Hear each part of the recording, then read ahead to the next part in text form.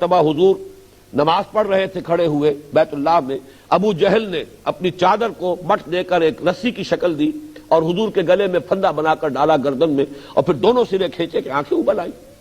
اسی طریقے سے ایک مرتبہ آپ نماز پڑھ رہے تھے تو ابو جہل نے کہا کہ فلاں محلے میں آج اونٹ ذبح ہوا ہے، اس کی اوجڑی پڑی ہوئی ہے، نجاست بھری اوجڑی، کوئی شخص جائے، کوئی ہے جو جائے اور جا کر اس اوجڑی کو لا کر جب محمد سجدے میں جائیں تو ان کے سر پر رکھ دے۔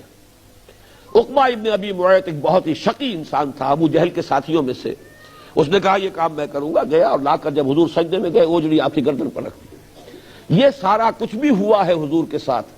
ایک مرتبہ حضور کو مارنے کے لیے آگے بڑھے، حضرت ابو بکر درمیان میں آ گئے، اتقتلون رجلا ان یقول ربی اللہ، یہ وہی بات ہے کہ جو حضرت موسیٰ علیہ السلام کے زمانے میں مومن آل فرعون نے کہی تھی، کیا تم ایک شخص کو قتل کرنے کے در پہ ہو حالانکہ اس کا جرم اس کے سوا کچھ نہیں کہ وہ کہتا ہے میرا رب اللہ ہے۔ تو وہ جب حضرت ابو بکر درمیان میں آ گئے تو حضور کو تو چھوڑ دیا لوگوں نے، پھر حضرت ابو بکر کو اتنا مارا ہے کہ یہ سمجھ کر چھوڑا ہے کہ یہ ہلاک ہو چکے ہیں۔ بعد میں ان کے قبیلے کے لوگ آئے، اٹھا کر لے گئے، کتی مارداری کی، ہوش میں آئے تو سب سے پہلے یہ پوچھا کہ حضور کا کیا حال ہے صلی اللہ علیہ وسلم۔ اپنی کوئی فکر نہیں تھی ابو بکر کو، فکر اس حالت میں بھی تھی تو محمد الرسول اللہ صلی اللہ علیہ وسلم کی۔ بہرحال یہ معاملے تو ہیں اونچے لوگوں کے، بیچارے نوجوان، ظاہر بات ہے ان پر تو ہر ایک کو حق حاصل ہے، والدین کو حق حاصل ہے، بزرگوں کو حق حاصل ہے، جیسے چاہیں مارے پیٹے۔ پھر غلام، ان کا تو کوئی حق تھا ہی نہیں، انہیں تو چاہے قتل کر دیں، کوئی پوچھنے والا نہیں۔ تو غلاموں کا طبقہ اور نوجوانوں کا طبقہ جو ہے اس پر سب سے زیادہ شدید جو پرسیکیوشن اور ٹارچر ہوا ہے وہ ان پر ہوا ہے، جس کی میں چند مثالیں آپ کو دے دوں۔ امیہ ابن خلف، اس کے غلام تھے حضرت بلال، اتنا مارتا تھا، ایسا بھی کرتا تھا کہ گردن میں رسی ڈال کر اور چھوکروں کے حوالے کر دیا، انہیں گھسیٹو، جیسے جانوروں کی لاشیں گھسیٹی جاتی ہیں ایسے مکے کی سنگلاخ گلیوں میں حضرت بلال کو گھسیٹا جاتا تھا۔ اور جسم جو ہے پھٹ رہا ہے، لہو لہان ہو رہا ہے۔ ادھر آ جائیے، سامنے نہ بیٹھیے پلیز، اس سے تو آپ پھر آبسٹرکشن بن جاتی ہے نا، ادھر آ جائیے۔ پھر ایسا بھی ہوا ہے کہ حضرت بلال رضی اللہ تعالی عنہ کو چت لٹا دیا، اوپر نیچے زمین توے کی طرح جل رہی ہے، اوپر آسمان سے آگ برس رہی ہے سورج کی، اور پھر ان کے سینے کے اوپر ایک بھاری پتھر بھی رکھ دیا۔ اس حال میں بھی ان کی زبان سے نکل رہا ہے احد احد احد احد احد۔ یہ استقامت ہے، جیسا کہ میں نے عرض کیا یہ تربیت ہو رہی ہے۔ اس کو جھیلو، برداشت کرو، اس کو برداشت کرو بغیر کسی ریٹیلیشن کے۔ حضرت خباب بن الارت رضی اللہ تعالی عنہ دہکتے ہوئے انگارے زمین پر بچھائے گئے، کہا گیا کہ کرتا اتار دو، اتار دیا، لیٹ جاؤ، ننگی پیٹھ ان انگاروں پر لیٹ گئے۔ اس کا تصور کیجئے، اسی سے وہ کھال جلی پشت کی، پھر وہ چربی پگھلی، اس چربی سے وہ انگارے ٹھنڈے ہوئے، جھیل رہے، برداشت کر رہے۔ یہ در حقیقت یہ اس درجے تعذیب المسلمین کا یہ دور ہے، اتنا شدید۔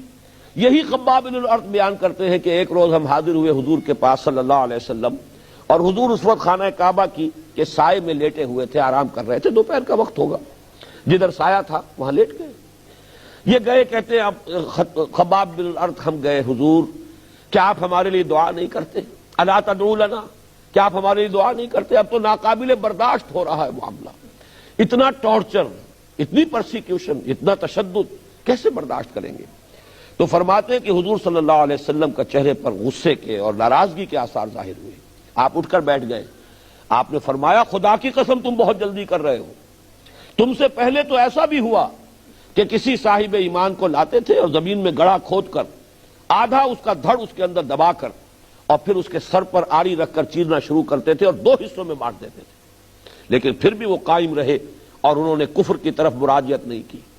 ایسا بھی ہوتا تھا کہ لوہے کے بڑے بڑے کنگھے لے کر ان سے ہڈیوں کے اوپر سے گوشت کھرچ لیا جاتا تھا، اور ایسا بھی ہوا کہ آگ کے الاؤ جلا کر ان میں زندہ جو ہے جھونک دیا گیا۔ یہ تو قرآن مجید میں ہے، والسماء ذات البروج واليوم الموعود وشاہد ومشہود قتل اصحاب الاخدود النار ذات الوقود اذ هم علیہا قعود وهم علی ما یفعلون بالمؤمنین شہود۔ آپ نے فرمایا جلدی نہ کرو، صبر کرو، جھیلو۔ خدا کی قسم وہ وقت آ کر رہے گا کہ ایک سوار صنعاء سے حضر موت تک سفر کرے گا اور اسے سوائے اللہ کے کسی کا خوف نہیں ہوگا۔ لیکن ابھی تمہیں جھیلنا ہے، برداشت کرنا ہے۔ اس کی سب سے نمایاں مثال جو ہے وہ ایک جوڑا اور ان کا ایک بیٹا، یہ خاندان حضرت یاسر رضی اللہ تعالی عنہ، ان کی جو اہلیہ ہیں حضرت سمیہ اور بیٹے ہیں عمار، یہ اصل میں عرب نہیں تھے، یمن سے آئے تھے۔ حضرت یاسر نے کوئی خواب دیکھا تھا، اچھا خواب، جس سے اسے وہ توقع ہوئی کہ کسی نبی کا ظہور ہونے والا ہے، وہ مکے میں آ گئے۔ اور جیسا کہ میں کل بتا چکا ہوں، مکہ جو ہے وہ ایک قبیلے کا شہر تھا، اس میں غیر قرشی کوئی نہیں رہ سکتا تھا جب تک کہ کسی قرشی کی امان نہ لے۔ تو ایک قرشی کی امان لے کر یہ یہاں آباد ہو گئے، اور اپنے اسی حلیف کی اجازت سے، ان کی کنیز تھی یہ سمیہ، کہ ان سے شادی کر لی، ان سے اللہ نے بیٹا بھی دیا عمار۔ یہ 3 افراد کا خاندان۔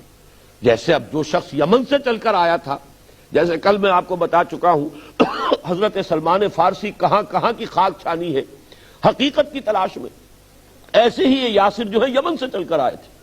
تو جیسے ہی حضور نے دعویٰ کیا نبوت کا، فوراً ایمان لے آئے، اولون میں سے ہے، سابقون الاولون میں سے۔ لیکن ظاہر بات ہے ان کا کوئی پرسان حال وہاں نہیں تھا۔ ابو جہل کا چچا تھا وہ جس نے کہ انہیں امان دی تھی، لہذا ابو جہل کو تو پورا اختیار حاصل تھا ان پر، سب سے زیادہ شدید سزائیں انہیں دی ہیں، شوہر کو بھی بیوی کو بھی، ہر طرح ستایا ہے۔ تنگ آ کر اس نے یہ کہا ہے کہ ایک دفعہ کہہ دو کہ ہاں تمہارا یہ بت بھی ٹھیک ہے، اس میں بھی کچھ ہے، اسے بھی کوئی اختیار حاصل ہے۔ دونوں میاں بیوی نے ایک مرتبہ بھی کہنے سے انکار کیا، لیکن اس کے بعد ہوا یہ ہے، حضرت سمیہ رضی اللہ تعالی عنہ کو تو کئی جگہ سے جسم کو جلانے کے بعد بھی جب وہ جمی رہی تو پھر غصے میں آ کر برچھا ان کی شرمگاہ میں مارا ہے اور آر پار کیا ہے اور شہید کر دیا۔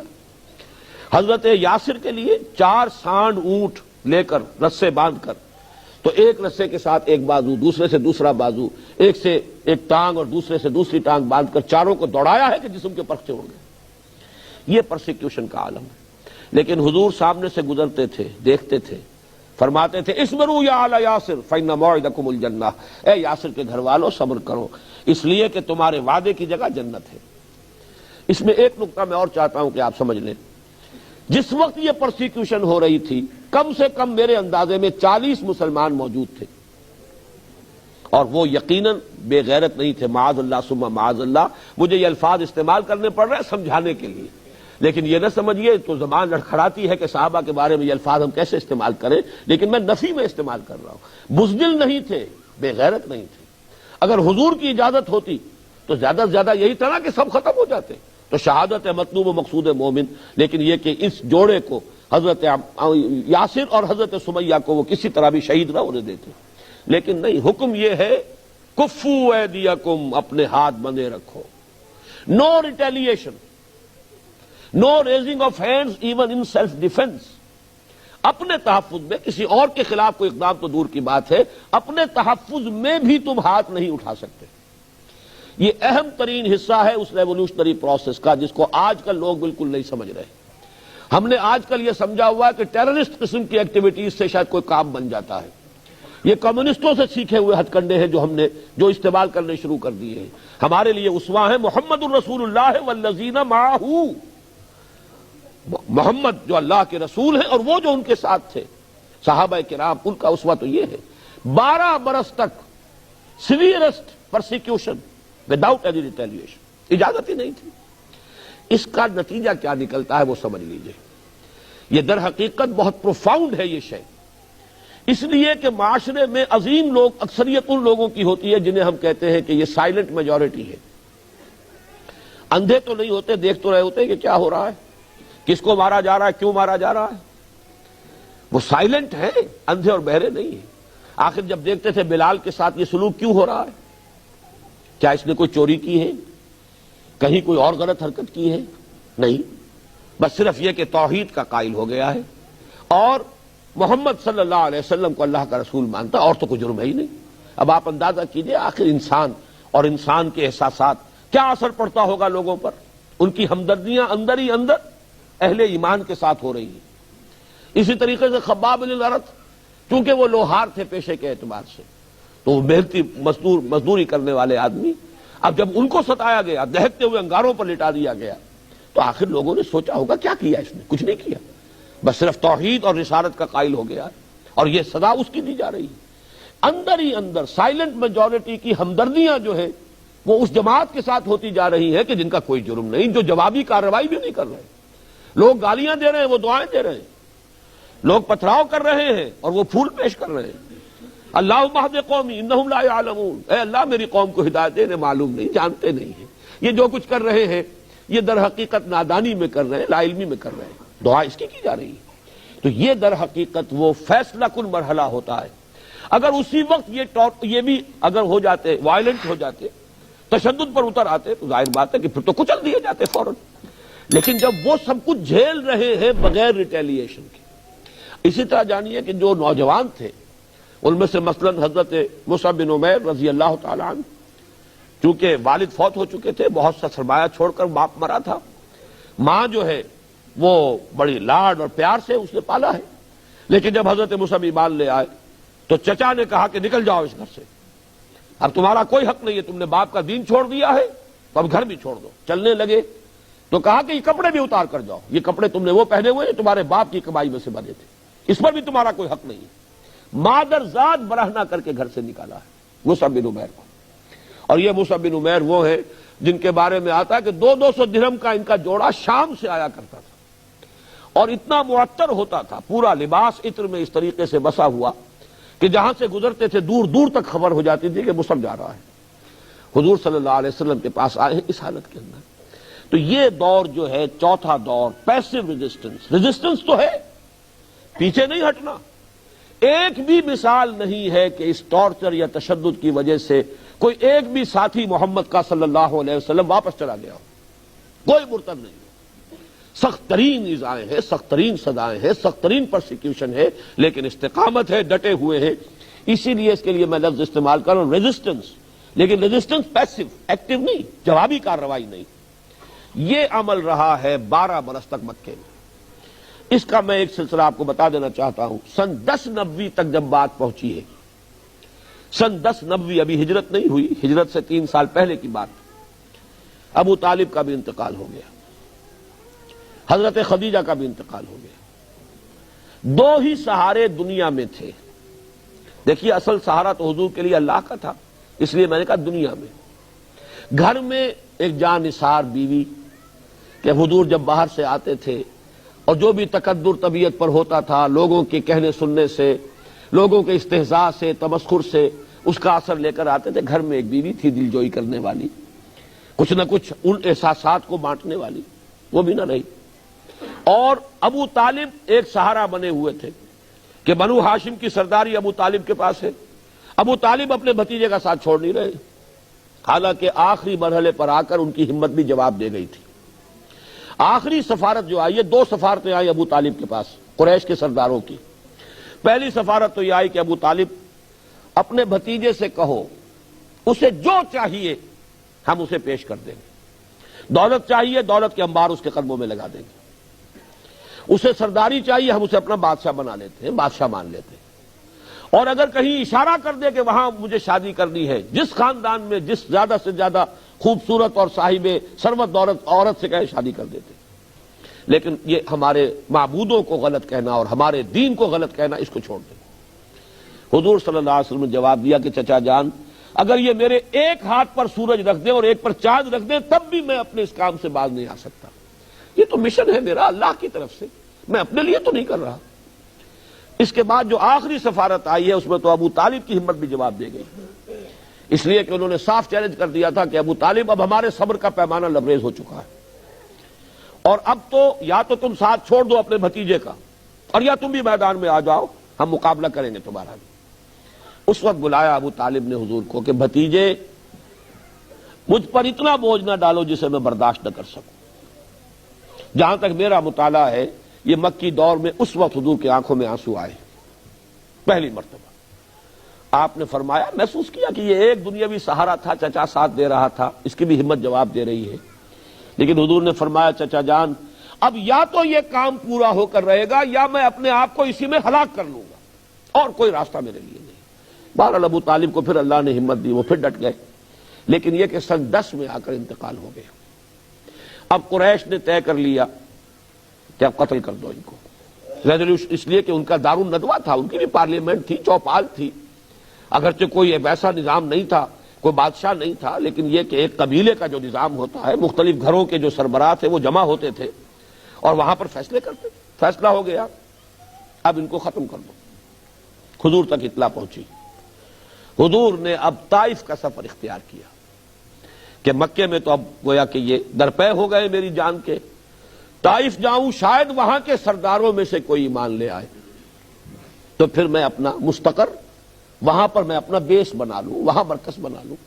میں یہ ساری باتیں اس انداز میں بیان کر رہا ہوں جس سے کہ آپ جدید ایڈیم میں اور جدید ٹرمینالوجی میں بات کو سمجھیں کہ اب اگر یہاں جو ہے میرے قتل کا فیصلہ ہو گیا ہے تو کوئی آلٹرنیٹ بیس مجھے چاہیے، کام تو کرنا ہے، کسی جگہ سے ہوگا۔ طائف کا سفر آپ نے کیا ہے سخت ترین، اس لیے کہ جو عام راستہ تھا اسے آپ نے چھوڑ دیا کہ اس پر تو قافلوں کی آمد و رفت ہے، جب فیصلہ ہو چکا ہے کہ محمد کو قتل کر دیا جائے تو کوئی بھی اقدام کر بیٹھے گا، اب تو کوئی رکاوٹ تو ہے نہیں۔ تو جو پہاڑی راستہ ہے، اب جو وہ سڑک بنی ہے مکہ، جن لوگوں کو بھی جانے کی سعادت نصیب ہوئی ہے انہیں معلوم ہے مکے سے طائف تک دو راستے ہیں، ایک تو طریق سیل ہے، یہ ہے جہاں سے قافلوں کی آمد و رفت ہوتی تھی، یہ پرانا راستہ ہے، اور ایک پہاڑی راستہ ہے جو کہ اب تو بہرحال بڑے سے بڑے پہاڑی راستے بنا دیے گئے۔ یہاں تو کوئی راستہ نہیں تھا، اس وقت اس پہاڑی راستے سے حضور گئے، اور ساتھ صرف تھے وہ منہ بولے بیٹے جو غلام تھے اور آزاد کر کے منہ بولا بیٹا بنا لیا تھا، زید ابن حارثہ جو اب زید ابن محمد کہلاتے تھے۔ طائف میں جو کچھ ہوا ہے حضور کے ساتھ میں ذرا تفصیل سے اس لیے ذکر کر رہا ہوں کہ اندازہ ہو جائے کہ کیسے کیسے مرحلوں سے محمد الرسول اللہ گزرے صلی اللہ علیہ وسلم۔ یہ ایسے ہی کام نہیں ہو گیا، گھر بیٹھے نہیں ہو گیا، بغیر تکلیفیں اٹھائے نہیں ہو گیا۔ حضور کے ساتھ ذاتی طور پر پورے 10 برس میں مکے میں نہیں ہوا جو کچھ کہ ایک دن میں طائف میں ہو گیا، اس لیے کہ یہ واقعہ خود حضور نے بیان کیا ہے۔ حضرت عائشہ کی روایت ہے، حضرت عائشہ نے پوچھا، کیونکہ حضرت عائشہ کا تو اب دور جو ہے بالکل بچپنے کا دور ہوگا، انہیں کیا پتا مکے میں کیا ہو رہا ہے، وہ تو واقف ہے مدنی دور سے، اس لیے کہ غالباً 9 برس کی عمر تھی جبکہ حضور صلی اللہ علیہ وسلم کے عقد میں آئی ہیں، تو یہ جو زمانہ ہے ان کے ہوش کا نہیں ہے۔ ان کے ہوش میں تو جو یوم احد تھا وہ سخت ترین تھا، جس میں حضور کے دندان مبارک شہید ہوئے اور حضور پر جو ہے ایک کاری زخم لگا ہے، تو انہوں نے یہ پوچھا کہ یا رسول اللہ آپ پر احد کے دن سے سخت دن بھی کوئی گزرا ہے؟ آپ نے فرمایا ہاں، طائف کا دن مجھ پر سخت ترین تھا، اس لیے کہ احد میں تو بہرحال جانثار موجود تھے، صحابہ ساتھ تھے، لوگوں نے اپنے جسموں کو ڈھال بنایا ہوا تھا، حضور کے تیر آئیں تو ہماری پیٹھ پر آئیں، حضور صلی اللہ علیہ وسلم کو کچھ نہ پہنچے۔ طائف میں آپ گئے تھے اکیلے، صرف زید بن حارثہ اور کوئی نہیں، بلکہ عجیب بات ہے کہ حضرت ابو بکر بھی اس سفر میں ساتھ نہیں، جو سائے کی طرح ساتھ رہنے والی شخصیت ہے ابو بکر رضی اللہ تعالی عنہ، وہ بھی اس میں ساتھ نہیں۔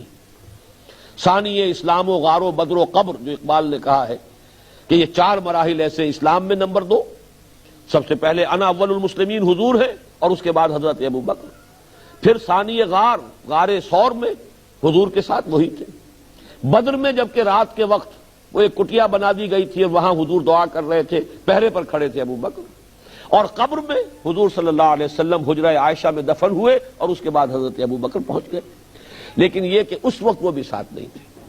3 بڑے بڑے سردار تھے طائف کے، تینوں سے جا کے ملاقات کی، میں اللہ کا رسول ہوں، اگر تم مجھ پر ایمان لے آؤ، میرا ساتھ دو تو میں یہاں منتقل ہو جاؤں۔ تینوں نے ایسا کوڑا جواب دیا ہے اور ایسے جیسے تیر کے مانند کلیجوں کو چھلنی کر دینے والا۔ ایک شخص نے کہا چلے جاؤ فوراً، میں تم سے بات بھی نہیں کرنا چاہتا، اس لیے کہ 2 ہی امکان ہے، یا تم جھوٹے ہو یا سچے ہو، اگر جھوٹے ہو تو میں جھوٹے کو منہ نہیں لگانا چاہتا، اور سچے ہو تو پتہ نہیں میں کوئی تمہارے شان میں گستاخی کر بیٹھوں تو مارا جاؤں گا، اس لیے چلے جاؤ۔ یہ استہزاء کا انداز ہے، تمسخر کا انداز ہے۔ ایک نے کہا تمہارے سوا اللہ کو کوئی اور نہیں ملتا تھا نبی بنانے کے لیے؟ یہ مکے اور طائف کے بڑے بڑے سردار تھے، اگر بنانا تھا نبی کسی کو تو بڑے بڑے چودھری، بڑے سردار، سرمایہ دار، ان میں سے کسی کو لیتا۔ تو تینوں نے ایسے جواب دیے ہیں، مایوس ہو کر حضور چلنے لگے واپس۔ آپ اندازہ کیجئے اس وقت مکے میں جا نہیں سکتے، مکے میں قتل کا فیصلہ ہو چکا، امیدیں لے کر آئے طائف میں یہ ہوا، کس کیفیت کے ساتھ، کس بوجھل دل کے ساتھ حضور واپس ہو رہے ہوں گے۔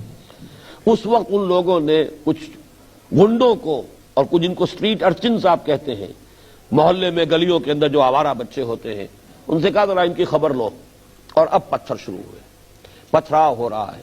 حضرت زید بن حارثہ رضی اللہ تعالی عنہ ادھر سے آتے ہیں بچانے کے لیے کہ مجھ پر پتھر آئے، حضور پر نہ آئے، تو دوسری طرف سے آ رہا ہے۔ ایک آدمی تو ایک طرف سے کور کر سکتا ہے ایک وقت میں، چاروں طرف سے تو کور نہیں کر سکتا، لہذا پتھر آ رہے ہیں اور تاک تاک کر ٹخنے کی ہڈی کا نشانہ بنا کر مار رہے ہیں۔